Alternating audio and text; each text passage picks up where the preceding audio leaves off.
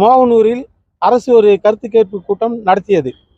அதில் சுமார் 95% விவசாயிகள் கலந்து கொண்டு தங்களுடைய விவசாய நிலங்களை எக்காரணம் முன்னிட்டும் இந்த சிப்காட் அமைக்க தரமாட்டோம் என எழுத்துப்பூர்வமாக தெரிவித்துள்ளார்கள். அவைகளை அந்த சம்பந்தப்பட்ட அதிகாரிகள் உடனடியாக செக்ரட்டரி, சிப்காட் நில நிர்வாக ஆணையர் அவர்களுக்கு, சென்னை அவர்களுக்கு உடனடியாக அனுப்பியிருக்க வேண்டும். அவ்வாறு அனுப்பியிருந்தால் இந்த பகுதியில் சிப்காட் அமைக்கும் திட்டத்தை அரசு ரத்து செய்திருக்கும்.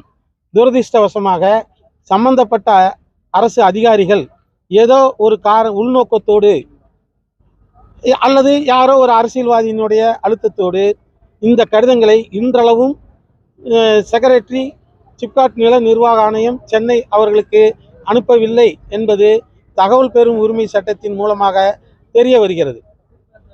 ஒரு அரசு அதிகாரி என்பவர் விருப்பு வெறுப்புகளுக்கு உட்படாமல் அரசினுடைய ஆணைகளை அமுல்படுத்துதல், மக்களுக்கும் அரசுக்கும் ஒரு தொடர்புடைய ஒரு அரசு பணியாளராக இருக்க வேண்டும்.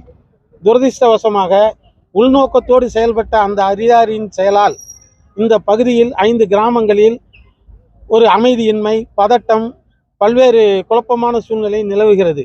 இத்தனை குழப்பங்களுக்கும் அமைதியின்மைக்கும் காரணமாக இருந்த அந்த அதிகாரி மீது மரியாதைக்குரிய மாவட்ட ஆட்சித்தலைவர் அவர்கள் உரிய நடவடிக்கை எடுப்பார்கள் என நம்புகிறோம். எடுக்க வேண்டும் என பணிவோடு கேட்டுக்கொள்கிறோம். நன்றி, வணக்கம்.